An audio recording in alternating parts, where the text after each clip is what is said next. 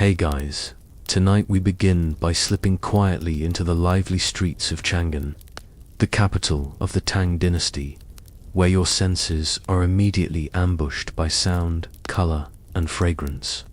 You walk as if half dreaming through the markets, the lanterns swaying overhead, the laughter of merchants, the odd bray of a mule, and the clatter of bronze coins. The air is dense with spice, peppercorns, ginger, dried orange peel. Somewhere meat sizzles on skewers, and the sharp, grassy scent of something unfamiliar wafts over a faint whisper of tea. It's new here, not yet the ruling liquid of daily life, but it's beginning to creep from obscure southern hills into the very heart of China. You probably won't survive the crush of this marketplace. Let's be honest, to'd be flattened under the weight of silk bolts, shoved aside by sandal-footed bureaucrats, or conned into buying genuine jade that is more like dyed soapstone. But for the moment, you're a ghost wandering unharmed, watching history spool forward like a tapestry. So, before you get comfortable, take a moment to like the video and subscribe, but only if you genuinely enjoy what I do here. And while you're at it, go ahead and comment below with your location and the time where you are listening. I love seeing how this channel drifts across the globe like steam rising from a cup. Now, dim the lights, maybe turn on a fan for that soft background hum, and let's ease into tonight's journey together. The Tang capital does not sleep easily, and neither do you, as you drift through its arteries of trade and noise. Chang'an is a city so enormous, so carefully planned, that modern visitors would gawk at its symmetry. Wide boulevards stretched like ribbons between wards, walls rising around neighborhoods like separate puzzle pieces. More than 1 million souls pulse within it, from Persian traders hawking lapis lazuli to Turkish horsemen clanking with armor, to monks with shaved heads mumbling sutras as they shuffle past. And here you are, strolling through this kaleidoscope, noticing how tea exists only in pocket strange bundles from the far south, leaves pressed into bricks, carried by merchants who speak of wild, misty forests.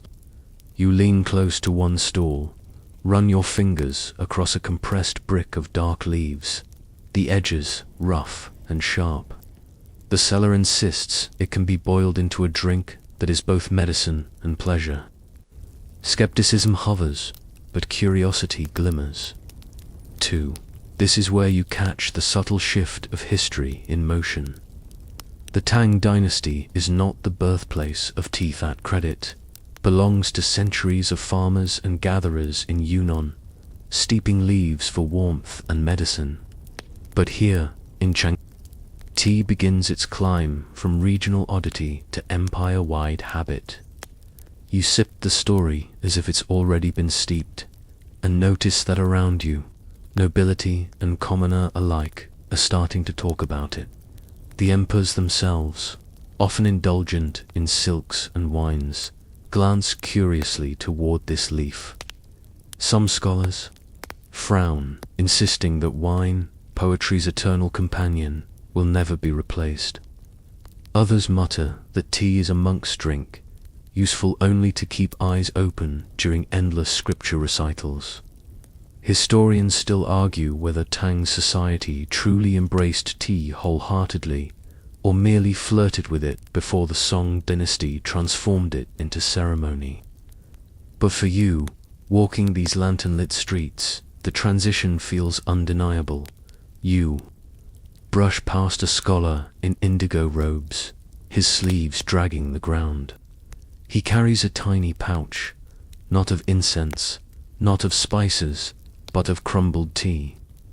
It is said he uses it in his gatherings, boiling water in bronze kettles until the bubbles resemble pearls, then whisking the dark powder into froth. You imagine his friends laughing at the bitterness, then growing quiet.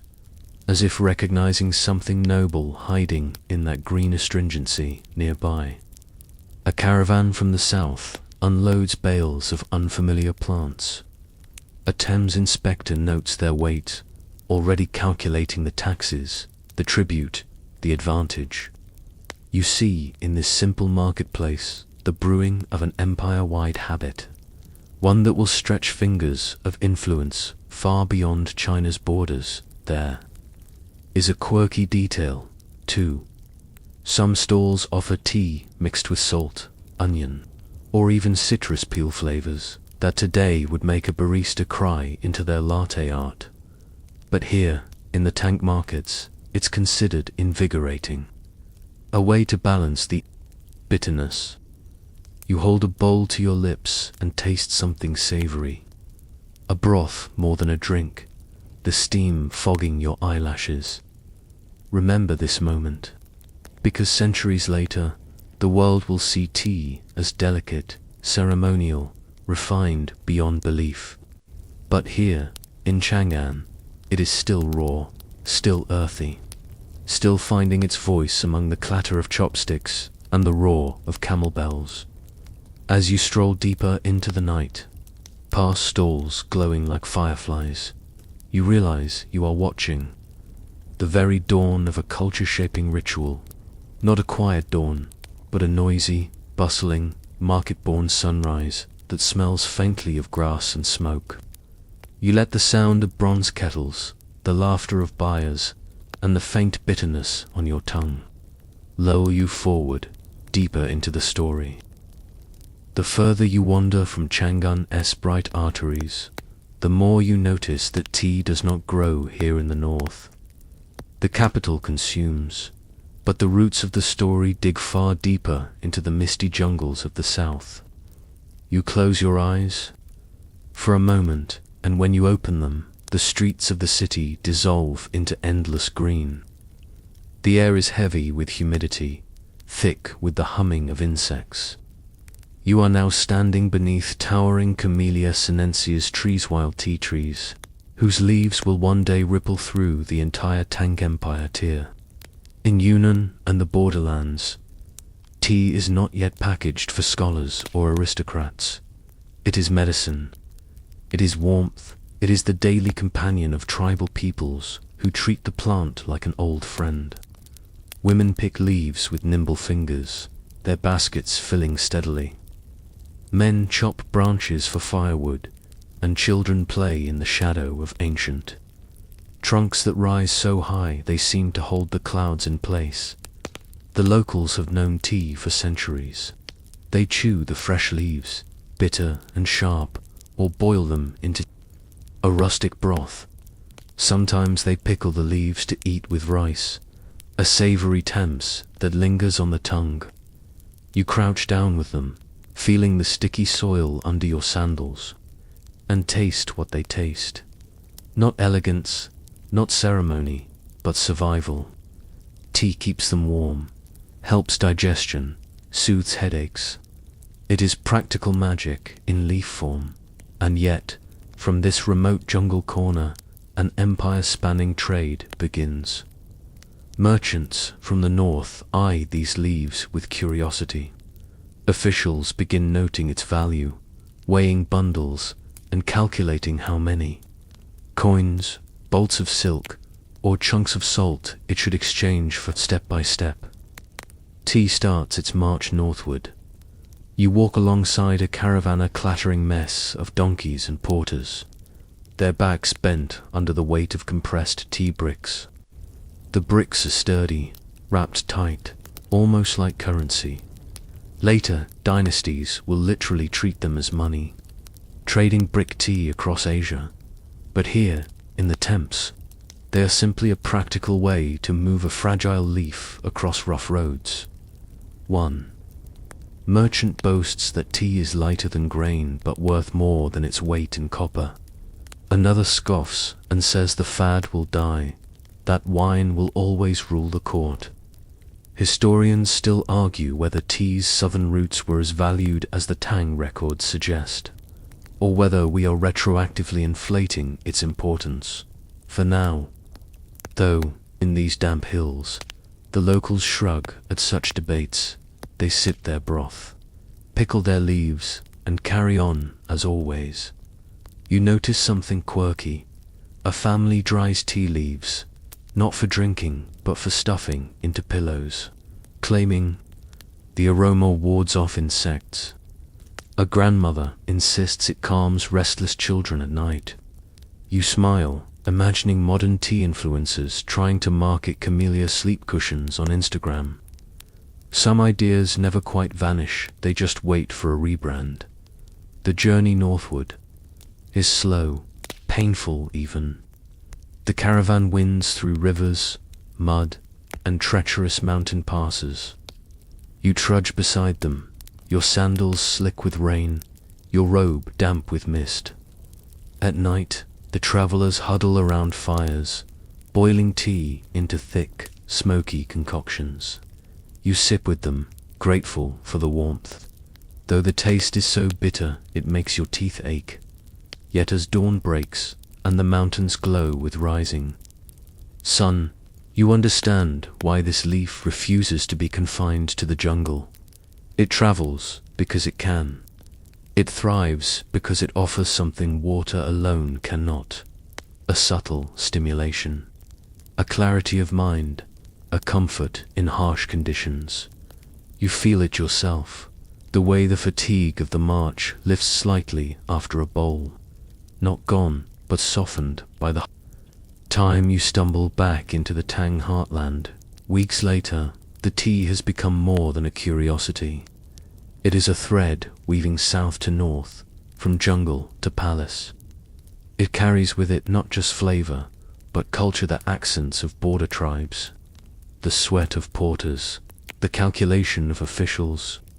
Every sip in Chang'an is infused with this invisible journey, and as you return to the city's lantern glow, you realize tea is not just about leaves steeped in water. It is about migration, adaptation, and the way something humble and green can walk its way into history. The scent of damp jungle soil and caravan smoke fades, and you find yourself gliding into a quieter chamber, one lined with bamboo mats and scrolls. Here sits a man who has already become a legend in his own lifetime, though he doesn't quite know it yet.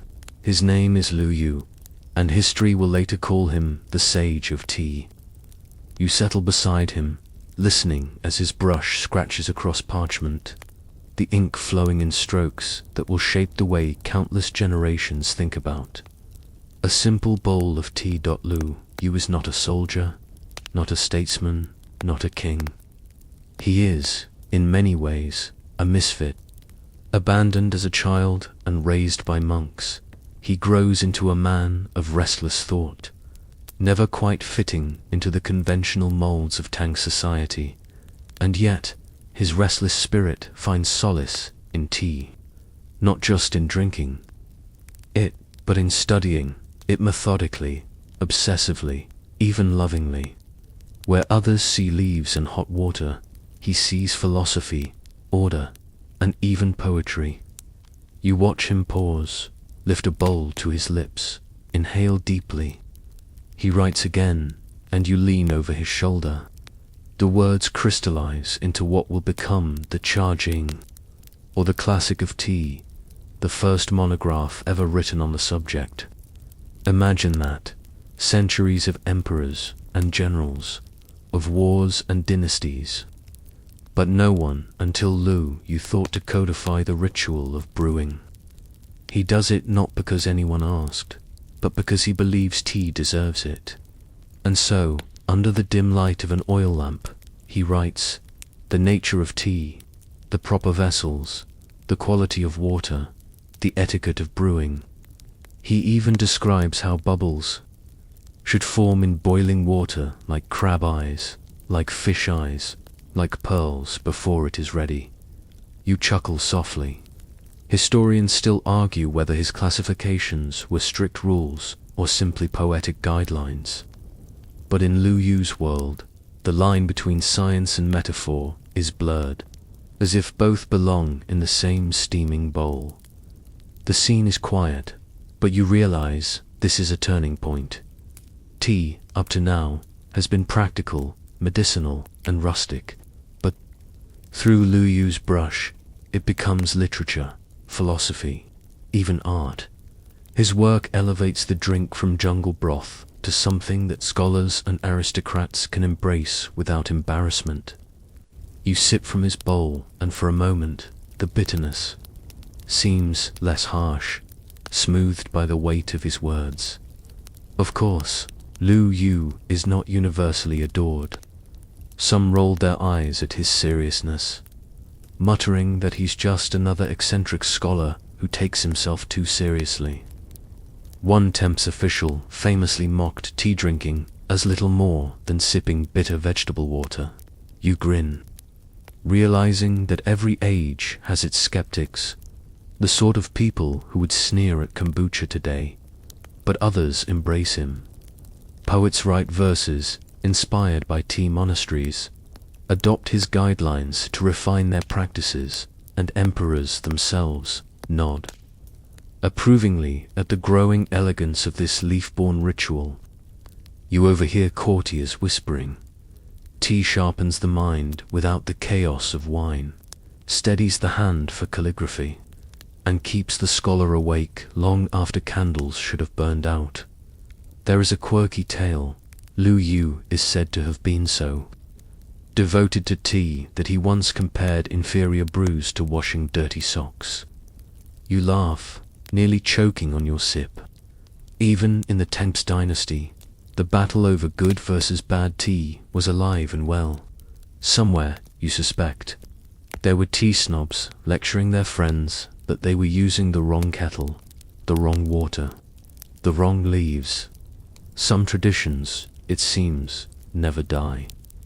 Yet what matters most is how Lu Yu frames tea, not as an indulgence, not as a passing fad, but as something that touches morality, clarity, and the rhythm of life itself. He writes of tea as though it disciplines the soul, calming impulses, sharpening wisdom, and as you listen to his words, you feel the cadence of his sentences wash over you like warm steam dot outside his window. The Tank world continues its chaos. Armies move, officials quarrel, markets roar. But inside, Lu Yu's quiet obsession plants seeds that will ripple outward, eventually blooming into the tea cultures of Japan, Korea, and even the distant West.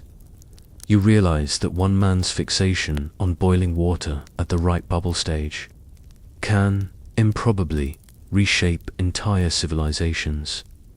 You lean back, the room dissolving, but the echo of brushstrokes lingers in your ears. You carry forward the sense that tea is no longer just a plant, it is becoming an idea, a philosophy, something vast enough to cradle both silence and society.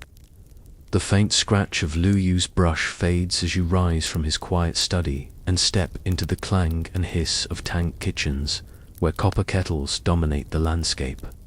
Here, water is not simply poured into bowls. It is observed, studied, and treated almost as carefully as the tea itself.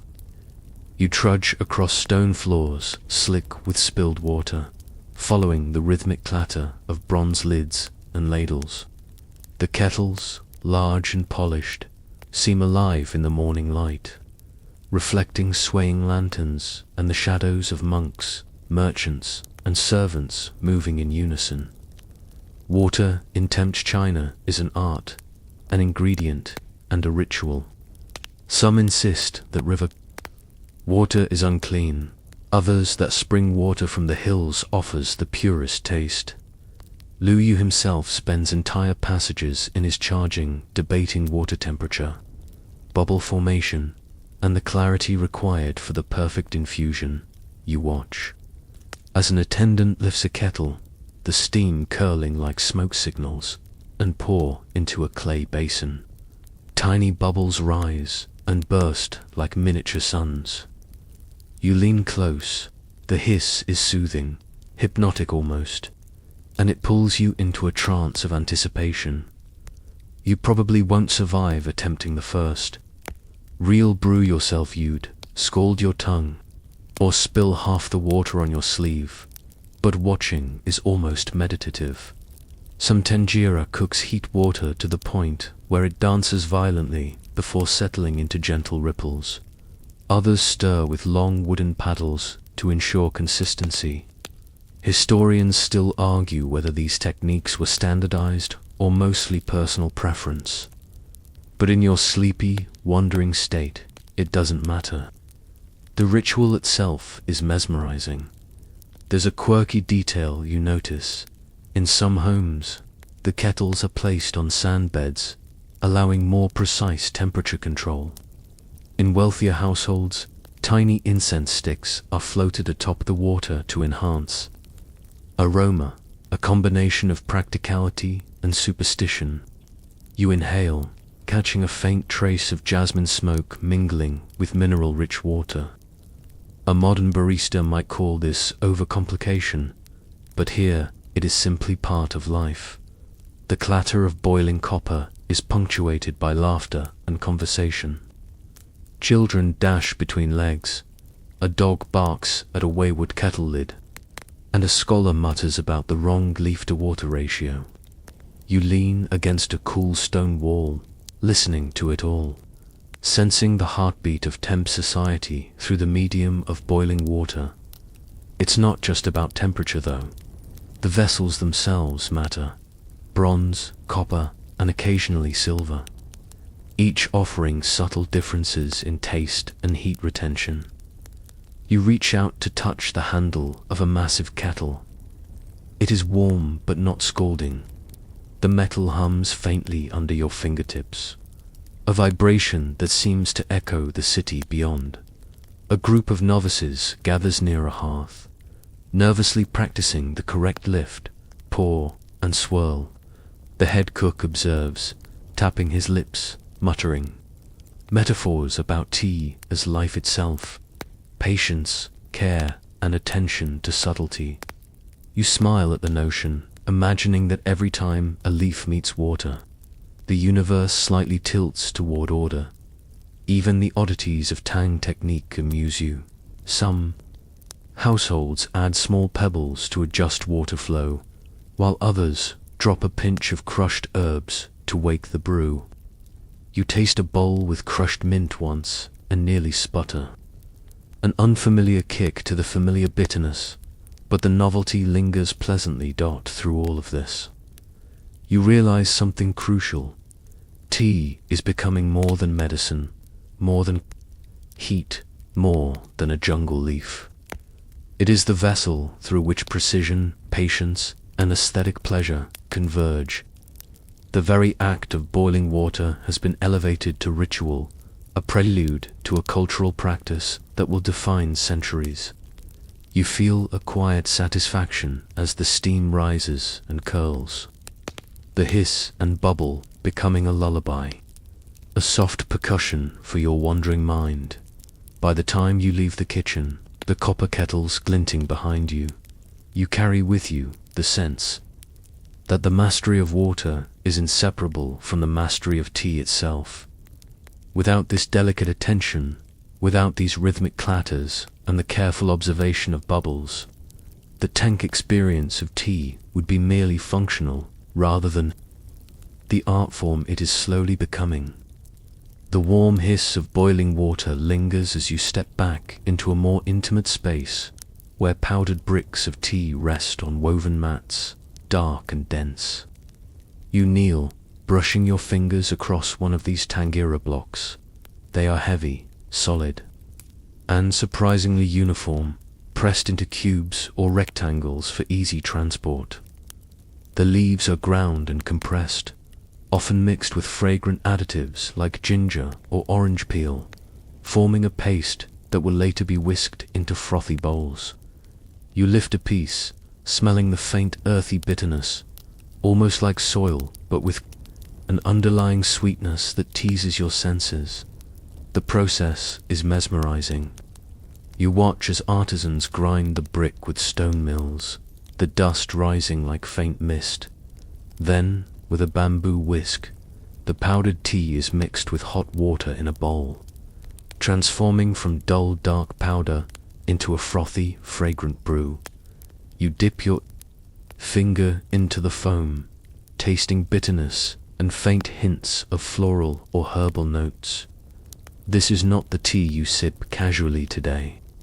It demands attention, appreciation, and a certain courage to endure its intensity. You probably won't survive the first serious attempt at whisked. Brick to your tongue may rebel, but witnessing it is enough to appreciate the skill. Artisans take years to master the grind, the whisking, the exact timing. Historians still argue whether the froth was meant purely for aesthetic pleasure, or if it also altered the flavor by aerating the tea. Either way, the result is hypnotic, a bowl that dances lightly as you tilt it to your lips, the foam cresting like tiny hills. Quirky details abound. Some Thames tea bricks include hidden ingredients like crushed, medicinal herbs intended to balance the bitter flavor or add health benefits. Others are stamped with symbols indicating quality, region, or even the artisan's signature. You notice one with a small carving of a bird mid-flight, almost whimsical, as if the brick itself has a personality waiting to be released in the swirling foam. The act of whisking is almost ritualistic. You mimic it, though clumsily, in your mind. The bowing of the wrist, the circular motion of the bamboo whisk, the watchful eye ensuring bubbles form evenly.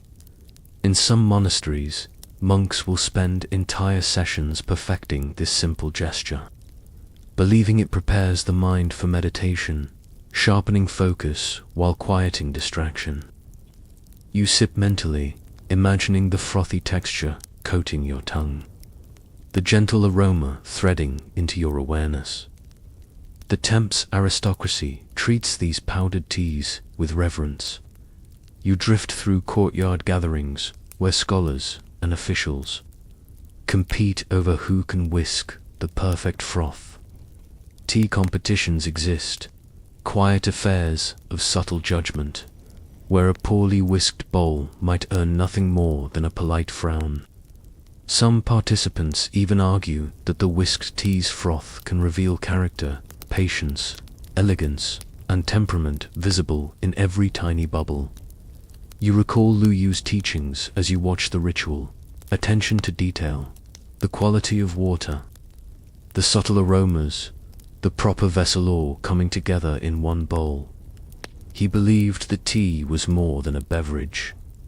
It was a lens through which life could be measured, refined, and savored. You begin to understand how the preparation itself becomes a meditation, a deliberate slowing of time.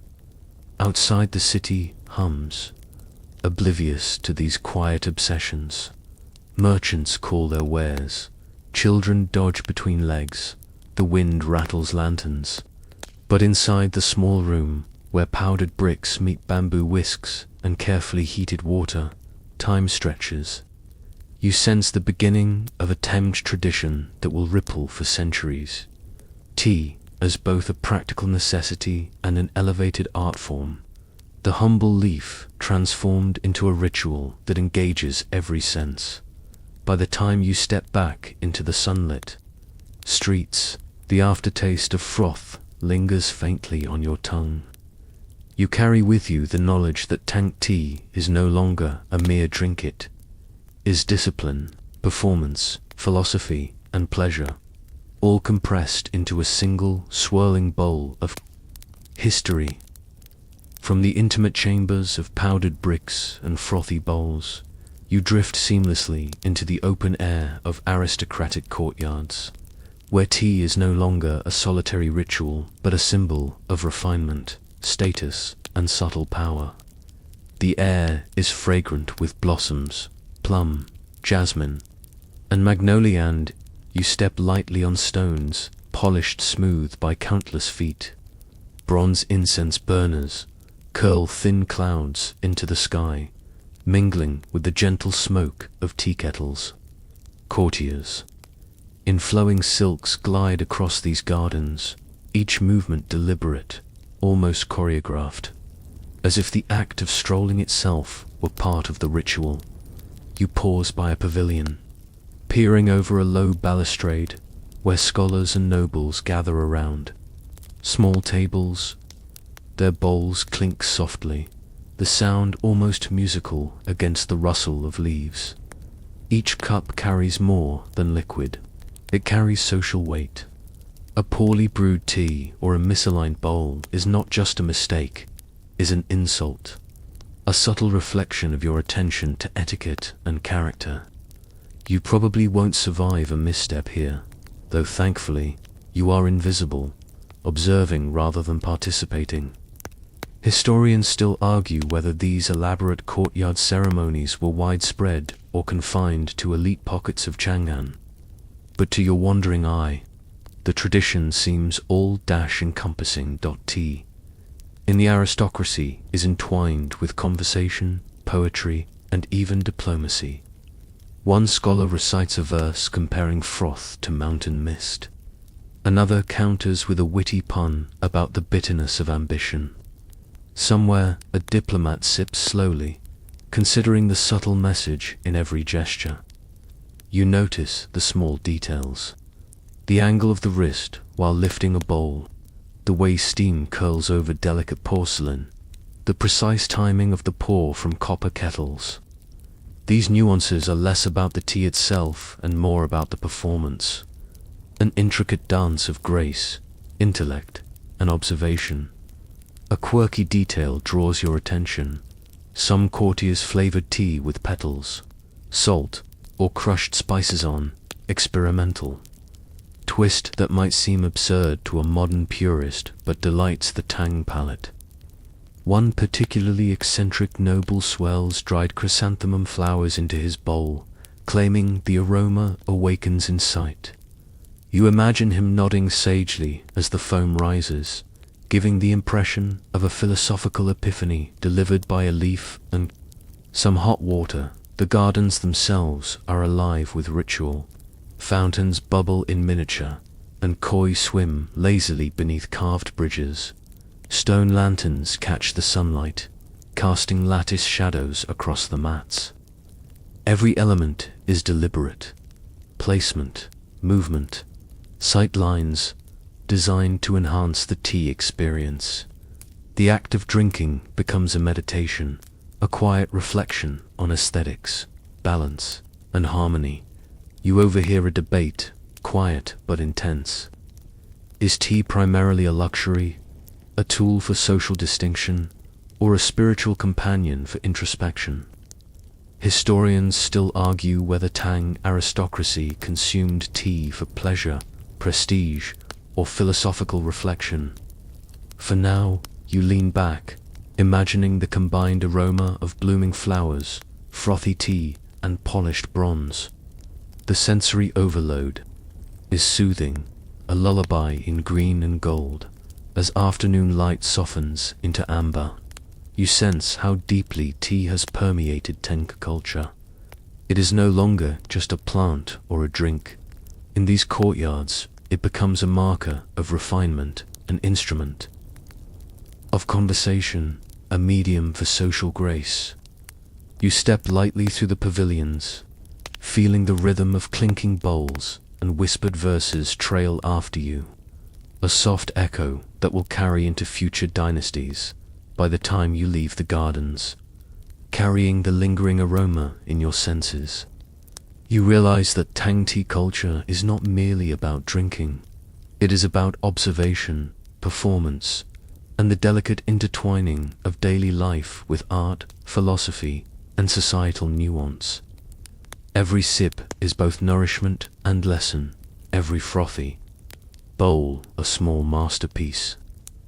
Leaving the sun-dappled courtyards behind, you wander quietly toward the serene spaces of Temp's monasteries, where tea takes on a wholly different role.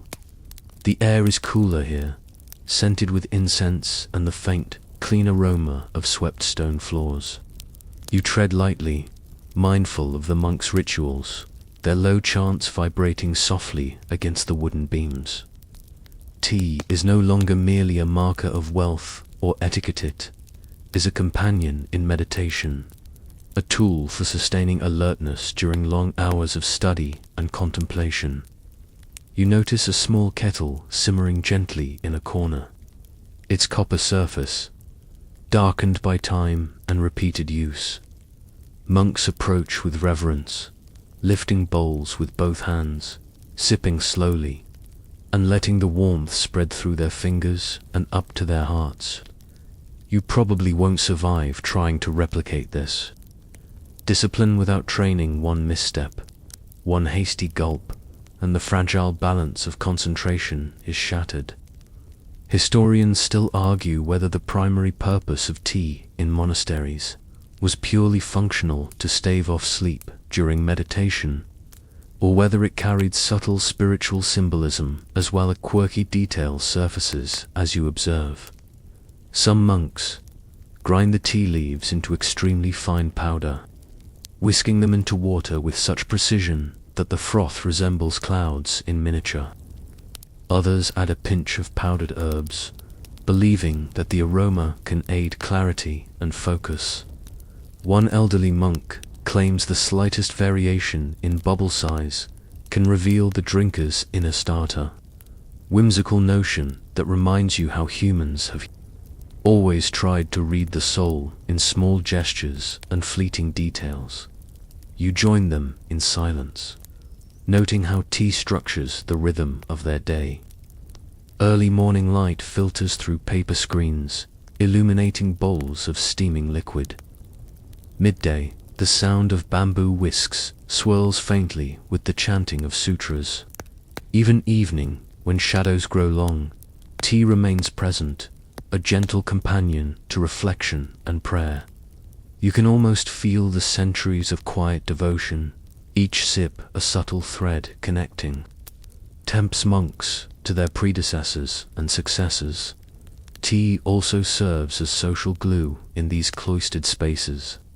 Monks offer bowls to one another in gestures of courtesy, forming bonds that transcend spoken words. You watch a novice carefully pour a bowl for his mentor, hands trembling slightly, and sense the weight of respect and humility inherent in every motion. Even in the silence, there is conversation, a dialogue conducted entirely through ritual, gesture, and shared sensory experience. Outside the monastery walls, the world is bustling and chaotic, but within time stretches, you feel yourself calming. As you move among the monks, the frothy bowls grounding you, the earthy aroma of tea leaves and incense blending into a kind of sleepy clarity. You imagine the centuries of tradition preserved in these quiet halls, a counterpoint to the aristocratic rituals of the city, emphasizing discipline, introspection, and subtlety. You recall Lu Yu's writings, the meticulous guidelines he set for brewing and whisking, and realize that in monasteries, these principles are applied not for status or show, but for focus, harmony, and spiritual clarity. The act of drinking tea becomes a meditation in itself, each bubble, each swirl, each warm sip, a lesson in patience and mindfulness. As you leave the monastery, carrying the faint scent of steeped leaves and incense, you understand that tea in Temp's China is not a single story, but multiple threads woven together: medicine, art, philosophy, ritual, and social instrument. It travels silently from bustling markets to serene courtyards to contemplative monasteries, shaping lives and reflecting culture in ways both subtle and profound. From the hushed serenity of monasteries, you find yourself stepping back onto dusty roads, where the tang of earth and the occasional waft of smoke mingle with the chatter of passing travelers. Here, at roadside tea houses, tea assumes a new identity far from the polished courtyards of aristocrats and the quiet meditation halls of monks. This is tea for the common people, merchants, peasants, travelers, and wandering storytellers. You trudge along, the sun warm on your shoulders, and smell the familiar, earthy aroma of brewed leaves mingling with freshly baked bread or steaming dumplings. Small wooden stalls line the roads, some with simple benches, others with mats spread. On the dirt, the kettles clatter on open fires, sending tendrils of steam curling lazily into the sky. You lean against a post, observing a merchant pour dark, frothy tea into wooden bowls, handing them to weary travelers who nod in quiet thanks. Some sip quickly, relishing the warmth and slight bitterness, while others linger, letting the taste stretch across their palates. You probably won't survive the jostling if you try to navigate the crowded space during peak travel hours, but watching is enough. Historians still argue whether roadside tea houses were primarily economic hubs or simply a cultural convenience born from necessity. But you sense they were both. Quirky details emerge in these small, bustling spaces.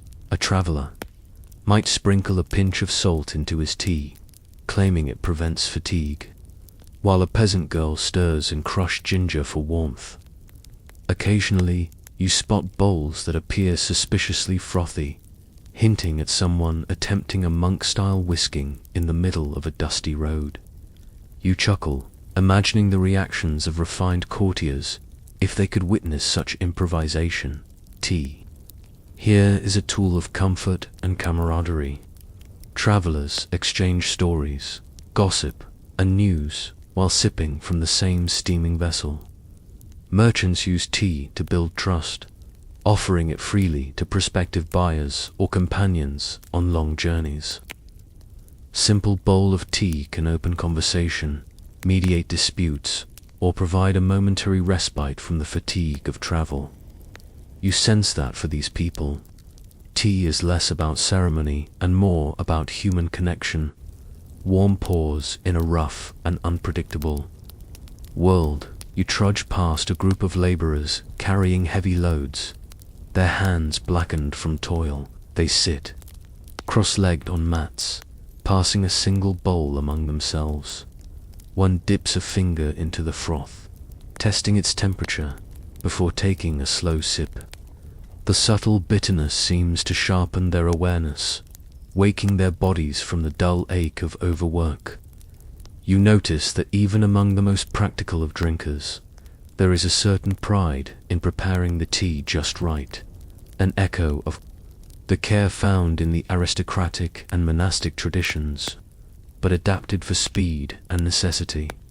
There is a surprising literary element to a traveling scholar jots down a poem inspired by a steaming cup of tea and the gentle sway of the road. He writes of mist rising from the hills, of shadows flickering over worn boots, and the fleeting comfort of a shared bowl. Even here, far from imperial halls, tea inspires reflection, creativity, and small personal rituals. As you continue along the road, the sun lowering in the sky, you realize that roadside tea houses form a bridge between worlds. The elite, the monastic, and the everyday. Tea travels seamlessly, adapting to context, serving function, social interaction, and pleasure simultaneously. Each frothy bowl, each shared sip, binds people together in ways both practical and symbolic, extending the influence of Tang culture into even the most transient corners of daily life. You move on, carrying the mingled scents and quiet stories of these tea houses with you. Tea has proven once again that it is versatile, resilient, and deeply human, a companion on the road, a comfort in solitude, and a quiet thread linking disparate lives across the empire. From the humble roadside tea houses, your journey carries you into the more calculated world of taxes, trade, and tribute, where tea is no longer just a comfort, it becomes a commodity, a marker of economic power, and a tool of imperial influence. You walk along wide roads leading to official warehouses, the air tinged with the scent of drying leaves, dust, and occasionally burning incense used to purify goods. Merchants and porters huddle around stacks of compressed tea bricks, while government clerks scribble numbers on bamboo slips, calculating the precise value of every shipment. You probably won't survive a misstep in these bureaucratic corridors. The penalties for underreporting or miscalculating tribute could be severe. Yet you move carefully, observing how the Tang state harnesses tea's growing popularity. Taxes are levied not just on ordinary goods, but also on tea, often in complex calculations tied to weight, quality, and origin. Tribute shipments travel from southern tea-growing regions to the capital. Their journey, a mixture of logistics, negotiation, and politics. Historians still argue whether Temp's officials overvalued tea's economic role or simply inflated records to assert control over southern production. A quirky detail captures your attention. Some tea bricks are stamped with seals, not only to indicate authenticity, but also to denote the specific region, the individual artisan, or even the tax collector responsible. Merchants whisper that certain seals are considered lucky, suggesting a subtle overlay of superstition atop the rigid administrative structure. You watch as a clerk inspects the markings, nods, and sets the brick aside for shipment, blending bureaucracy with the rhythm of human belief. Trade routes are bustling arteries. Caravans of donkeys and mules laden with tea weave through mountains and plains, moving north to Chang'an or east to coastal ports. Camels carry bricks along desert routes, their steady gait echoing like a drumbeat across sand and stone. You trudge alongside them, feeling the heat of the sun on your back, the strain of the load underfoot, and the faintly bitter aroma of crushed leaves. These logistics, often invisible to the consumer, are as critical to the spread of tea as the drink itself. Tea also becomes a diplomatic tool. Tributary states present carefully prepared tea bricks to the emperor, a gesture of loyalty and respect. You watch courtiers unwrap these gifts, examining the texture, aroma, and froth potential, their approval subtly reflecting favor or disfavor in imperial eyes. It is remarkable how a humble leaf, when compressed and transported properly, can convey messages of allegiance, cultural sophistication, and political acumen. Meanwhile, in local markets, tea acts as currency. Merchants may barter bricks for salt, silk, or grain, treating each compressed leaf as both commodity and standard of value. Travelers tuck small portions into pouches, the pressed leaves serving as both sustenance and exchangeable goods. You notice one merchant teaching his apprentice to distinguish subtle grades of brick tea by weight, aroma, and color, demonstrating that commerce is as much art as calculation. And yet, despite the economic and political significance, tea retains its subtle pleasures. A clerk sneaks a small sip from a steaming bowl before returning to his ledgers, savoring the warmth as it spreads through his hands and chest. Even in the machinery of taxation and trade, the sensory experience remains, a reminder that the cultural and practical dimensions of tea are inseparable. As you move from warehouse to caravan, from imperial oversight to roadside market, the narrative of tea unfolds, a plant transformed into currency, tribute, and diplomacy. Each brick carries stories, sweat, and strategy, linking rural harvesters to urban administrators, travelers, to emperors. You sense the invisible threads that allow a humble leaf to shape both society and history, bridging the gap between daily survival and the grandeur of empire. From the corridors of commerce and bureaucracy, your journey drifts into the intimate gatherings of temps literati, where tea is no longer simply a drink, commodity, or ritual, but a medium for creativity, conversation, and intellectual refinement. You enter a quiet study, the walls lined with scrolls, and the faint aroma of ink mingling with the gentle, earthy scent of freshly brewed tea.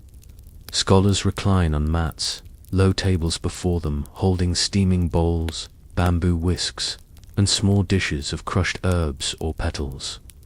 You probably won't survive a sudden invitation to join these conversations.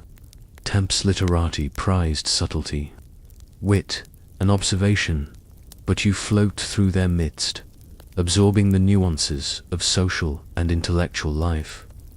Historians still argue whether these tea gatherings were primarily literary salons or simple excuses to socialize, but you notice that both purposes coexist seamlessly. A casual sip might lead to the recitation of a new poem, a discussion of the Tao, or a debate about the latest imperial decree. One quirky detail catches your attention immediately. A young scholar garnishes his bowl with crushed jasmine petals, claiming the aroma guides the pen, while his companion prefers a touch of salt to sharpen focus. Even within these elite circles, experimentation thrives.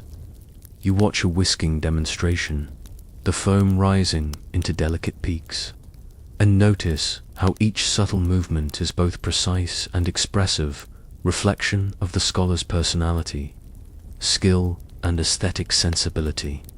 Tea, here, is intertwined with creative expression. One poet dips a brush into ink, glances at his frothy bowl, and composes a few lines comparing the swirling liquid to mountain mist or drifting clouds. Another uses the tea itself as a medium for watercolor painting, faint pigments staining rice, paper in delicate shades of brown and green. You chuckle softly, imagining the modern art critic attempting to classify these works.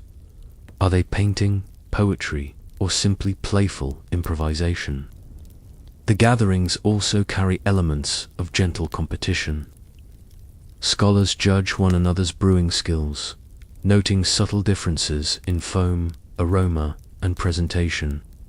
A poorly whisked bowl might earn polite teasing, a finely crafted brew the nod of approval or the quiet envy of peers. You realize that, here, tea functions as both medium and message. It conveys refinement, skill, and even intellect. You overhear debates ranging from philosophy to politics, with tea as the binding element. Some argue that the perfect froth symbolizes balance in life, while others insist that tea reveals temperament and patience. You smile at the similarity to modern personality quizzes. Even a simple cup of tea can be read as a window into the self. Outside the study, the city hums with ordinary life, but within this quiet room, time seems suspended. Every sip, every swirl, every aromatic breath reinforces the connection between leaf, water, mind, and society. You sense that this is the Thames ideal. Tea as a bridge between mundane routine and elevated thought, connecting the sensory with the intellectual dot. By the time you leave the study, you carry with you the subtle understanding that tea has transcended its origins. It is simultaneously nourishment, ritual, inspiration, and social glue, capable of shaping conversations, creativity, and even the temperament of those who drink it. The tanks literati have transformed a simple leaf into a portola, delicate yet profound medium through which history, thought, and culture converge. From quiet literary salons, your wandering takes you into the bustling world of Tang festivals, where tea becomes not just a drink or tool of reflection, but a centerpiece of communal celebration. Lanterns sway gently overhead, glowing in warm, reds and golds, casting dancing light across faces animated with anticipation and laughter. Street performers weave through the crowd, juggling, singing, and reciting poetry, while the scent of fried dough, incense, and boiling tea mingle in the humid evening air. You trudge carefully through the throng, dodging children darting between stalls and the occasional stray goat, catching glimpses of boiling kettles on portable hearths and steaming bowls offered freely to passers-by. You probably won't survive. A misstep into the densest parts of the festival bows crates, and the occasional spilled cup make the terrain treacherous, but the experience is intoxicating. Tea is everywhere, in small, portable cups sold to travelers, in elaborately decorated bowls for aristocrats who have ventured out, and in ceremonial offerings to honor deities and ancestors. Historians still argue whether festivals primarily elevated tea's cultural prestige or simply reflected pre-existing enthusiasm. But the spectacle is undeniable. Quirky elements abound. One performer balances a teapot on his head while juggling teacups. Another floats delicate paper lanterns scented with crushed tea leaves, claiming the aroma brings luck to couples seeking marriage. You smile, imagining how a modern festival planner might try to replicate such whimsy with neon lights and electronic music. In Tang China, tradition and playfulness coexist seamlessly, each complementing the other. Tea here is both social lubricant and symbol of community. Friends and strangers alike exchange sips, often accompanied by light conversation, songs, or impromptu poetry competitions. You notice a group of merchants in brightly dyed robes, laughing as they compare the frothiness of their bowls. One elder whispers that the perfect froth is a reflection of the soul, eliciting quiet chuckles from his companions. The logistics of festival tea are fascinating. Vendors transport compressed bricks or dried leaves in baskets balanced on poles or the backs of mules, then prepare them on site in large kettles or portable hearths. Water must be heated carefully despite unpredictable conditions. Gusts of wind, sudden rain, or the chaotic crush of the crowd. You trudge beside a young boy carrying a small cauldron of water, marveling at his balance and endurance, realizing that every bowl served is a minor feat of engineering and patience. Even in this lively setting, tea retains spiritual undertones. Some festival goers leave small offerings of tea at shrines, believing that its fragrance carries their prayers skyward.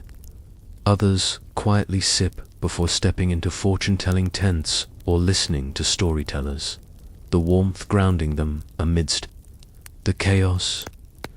Tea, you note, has become a thread connecting sacred and secular, private and public, individual and community. As evening deepens, the lantern light softens, the clatter of cups slows, and the festival gradually relaxes into a more contemplative rhythm. You wander along the lantern-lit streets, the faint bitterness of tea still lingering on your tongue, and sense that, in Tang China, festivals are not just entertainment, they are a stage on which tea asserts its cultural significance, tying together celebration, social cohesion, and aesthetic appreciation. By the time you step away from the festival, you understand that tea has evolved once again. From jungle leaf to aristocratic ritual, monastic companion, roadside comfort, scholarly inspiration, and now communal celebration, it has proven remarkably adaptable. The humble leaf, steeped in water, has become a mirror reflecting society, culture, and human creativity, binding people together in ways both subtle and profound. From the flickering lanterns of festival streets, your journey glides toward the Tang Imperial Palace, where tea assumes its most exalted role yet. a drink of state, ceremony, and subtle influence. The palace gates rise before you, carved with dragons and phoenixes, the air heavy with incense, and the faint metallic temps of polished bronze. Courtiers in elaborate silk robes hurry past, carrying trays of steaming bowls, their every movement choreographed to reflect decorum and hierarchy.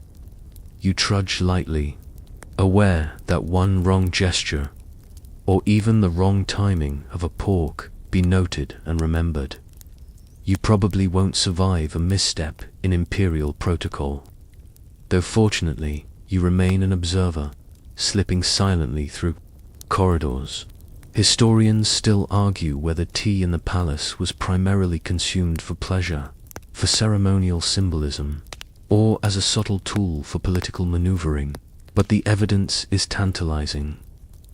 Tea is served to visiting envoys, whispered about in council chambers, and incorporated into elaborate rituals intended to impress, soothe, or manipulate. Quirky details abound. Some tea bowls are painted with miniature landscapes. Others carry inscriptions of poetic couplets praising virtue, patience, or wisdom. A particular court attendant swirls powdered tea so precisely that the foam forms near-perfect peaks, earning a discreet nod from the emperor himself. The tiniest details, the width of a pour, the temperature of the water, the alignment of cup scan conveys social intelligence, refinement, or favor. You lean close, imagining how every sip might subtly shift a courtier's reputation. Tea becomes a medium for diplomacy. Envoys from distant states present carefully prepared bricks, their aroma, froth, and consistency analyzed with both admiration and strategic calculation. You notice one ambassador nervously watching as his tea is evaluated, knowing that the impression it makes could echo in treaties, alliances, or trade agreements. In Tang China, a humble leaf carries weight far beyond the table. Within private chambers, tea also mediates the pace of governance. Officials sip slowly during long council meetings, the warmth and subtle bitterness sustaining focus while softening tempers. A frothy bowl can signal both patience and attentiveness subtly, reinforcing hierarchy and decorum.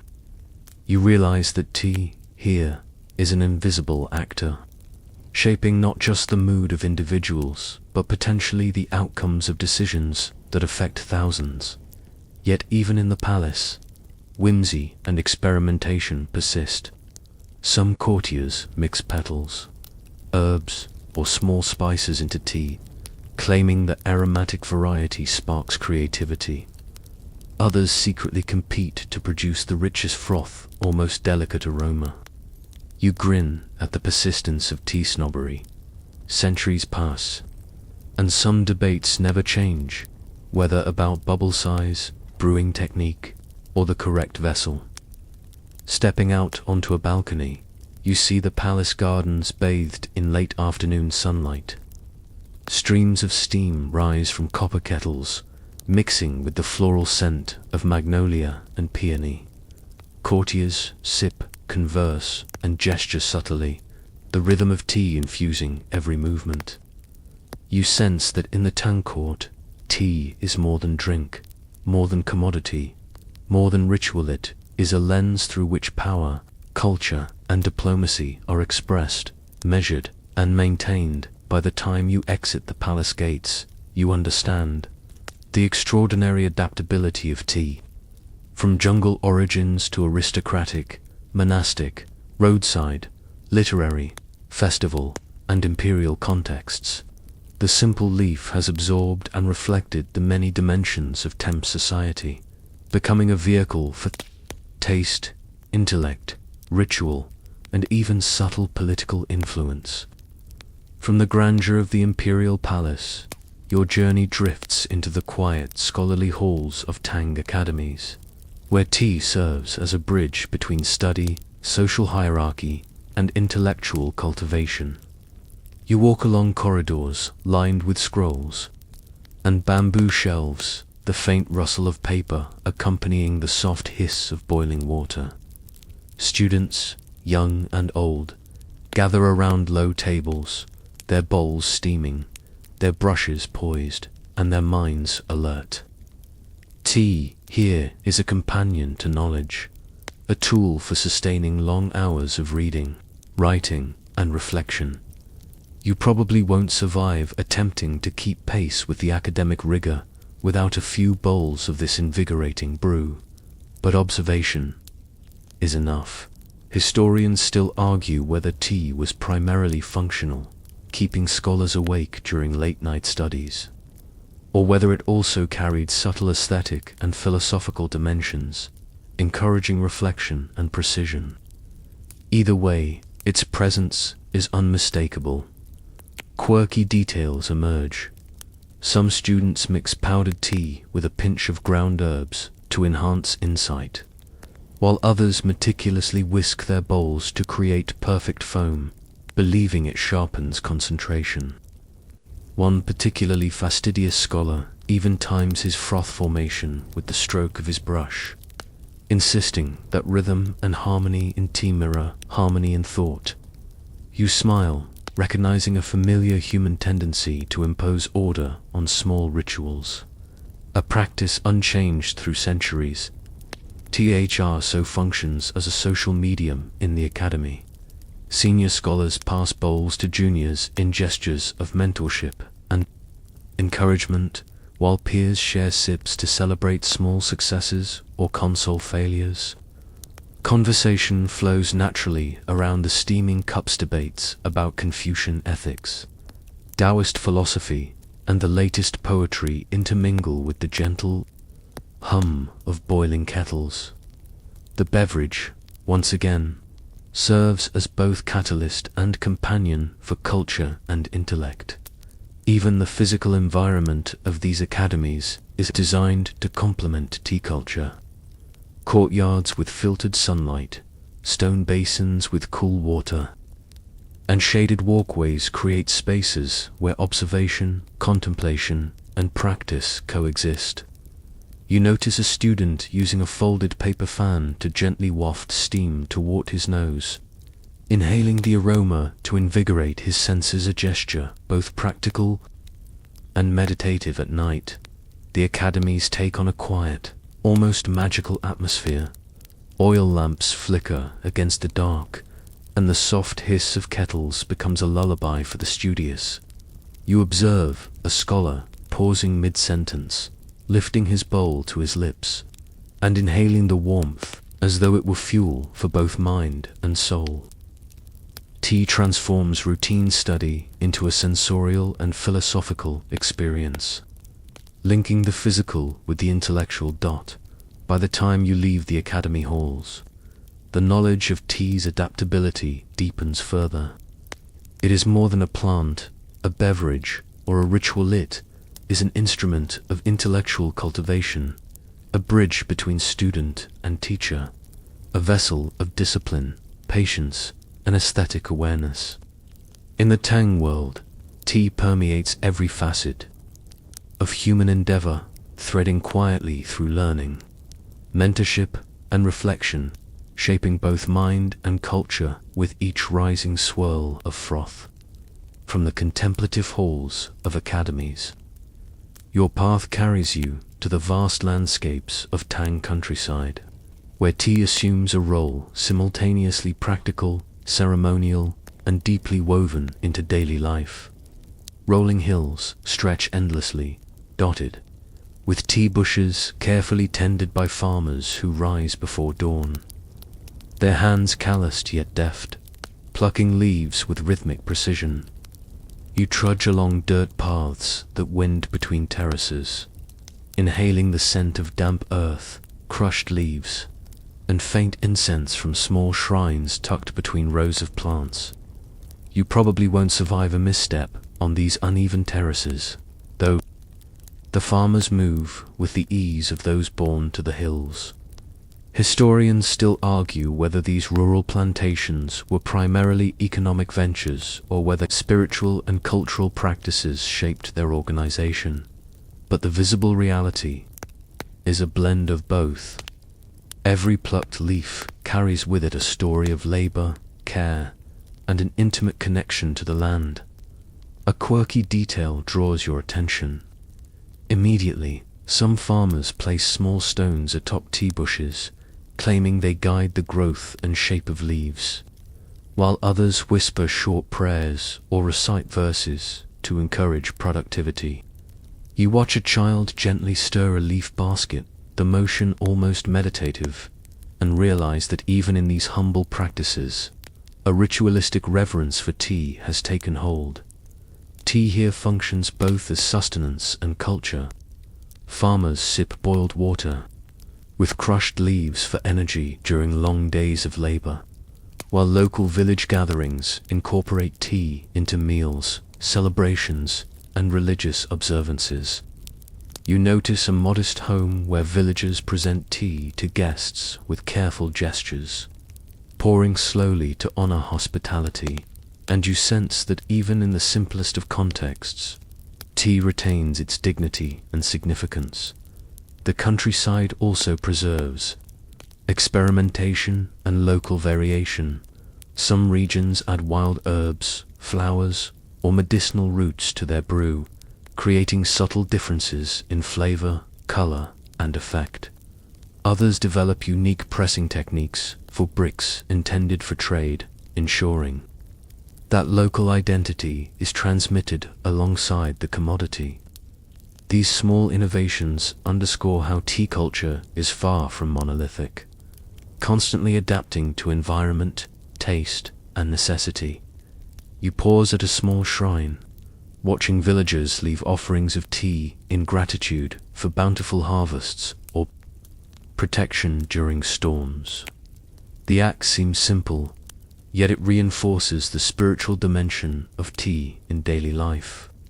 The froth, aroma, and warmth serve not only to nourish the body, but also to connect individuals to community, tradition, and the cycles of nature as dusk falls.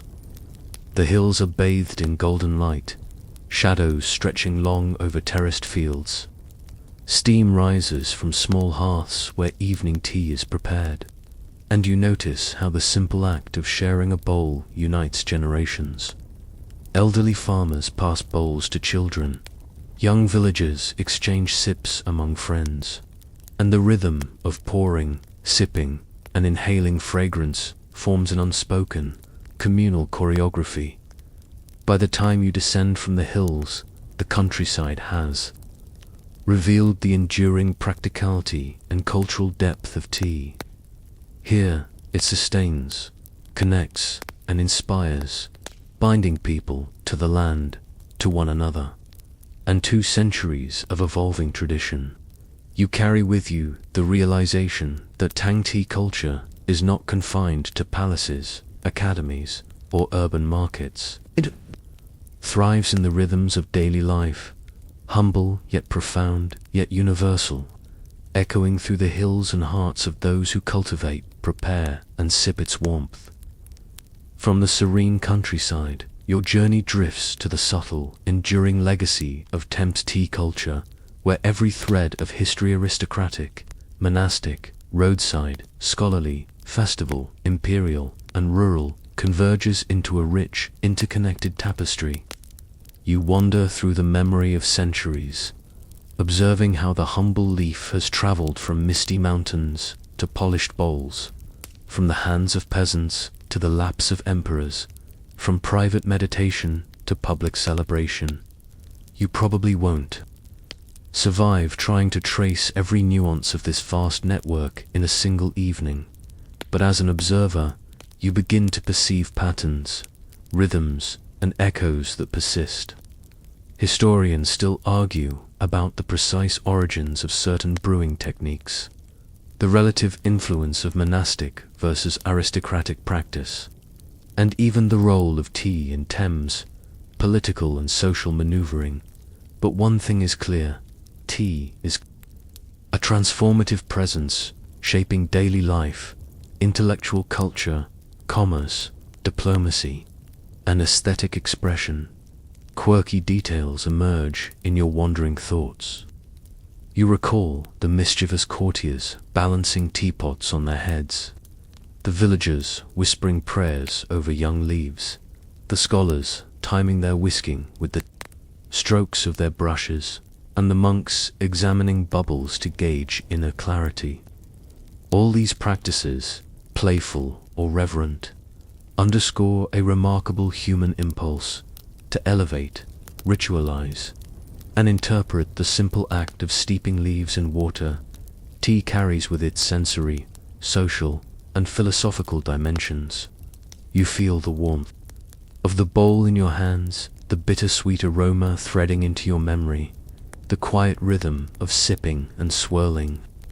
Across time and space, tea has inspired poetry, painting, philosophical discourse, rituals of hospitality, and even subtle politics. It is at once mundane and extraordinary, a medium through which culture, intellect, and social bonds flow seamlessly. Walking through the metaphorical corridors of history, you notice patterns, repetition, adaptation, and innovation. Traditions are preserved yet modified, techniques refined, flavors experimented with, and rituals codified. Tea becomes a living organism within society, responding to context, geography, and human imagination. Each sip, each frothy bowl, each carefully measured brick echoes the ingenuity and sensitivity of Temp civilization. You feel the gentle fading of the day, the soft hum of life continuing around you. Tea, in all its forms, has endured, linking individual experience to collective culture. Its journey through Tang China demonstrates the extraordinary capacity of a simple plant to nourish bodies, refine minds, foster social connection, and inspire creativity. You sense that the legacy of Tang tea extends beyond time, influencing generations yet to come in ways both subtle and profound. In this final reflection, imagine the taste, warmth, and ritual folding into your own consciousness. The leaf is more than a plant, the brew more than liquid, the act of drinking more than nourishment. Tang tea culture is a meditation on patience, refinement, and the human capacity to find art and meaning in everyday life. It whispers across centuries, inviting you to savor its depth, to recognize the connections between nature, society, and self, and to carry forward the delicate legacy of mindful enjoyment as the last echoes of history settle around you. The warmth of imagined bowls lingers, and your mind drifts gently toward rest. Word count, approximately 4,550. Wind down 300 words now. Soften your pace. Feel the tension of the day melting with each imagined sip. The world around you becomes quiet and forgiving. The smell of tea lingers faintly, a gentle reminder of warmth and comfort, of long walks through misty mountains, bustling markets, quiet monasteries, and grand courtyards. Let your breath slow in and out, letting each exhale carry away the weight of distraction and fatigue. Visualize the golden light of late afternoon stretching over terraced fields, the soft clinking of bowls, the delicate aroma curling upward in silent celebration. Every swirl of froth, every careful pour, every quiet conversation echoes softly in your mind, like the low hum of a lullaby. You are surrounded by centuries of ritual, culture, and human care, yet the pace is yours to command. There is no rush, no obligation, only the steady comfort of warmth, rhythm, and gentle reflection. Allow yourself to sink further into this calm, feeling the cool shadow of trees, the soft press of mats, the delicate weight of steam rising from a bowl. The world is vast and intricate, yet you are safe here, resting in the timeless embrace of tea's quiet history. Remember the laughter, the subtle competitions, the thoughtful sips, the humble yet profound moments shared across centuries. Your thoughts slow, gently turning inward.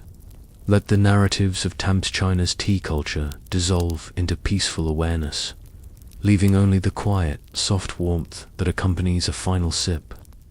Your mind drifts, gentle and unhurried, toward sleep, carrying the essence of centuries with it. Now, dim the lights, maybe turn on a fan for that soft background hum, and let the warmth of history cradle you.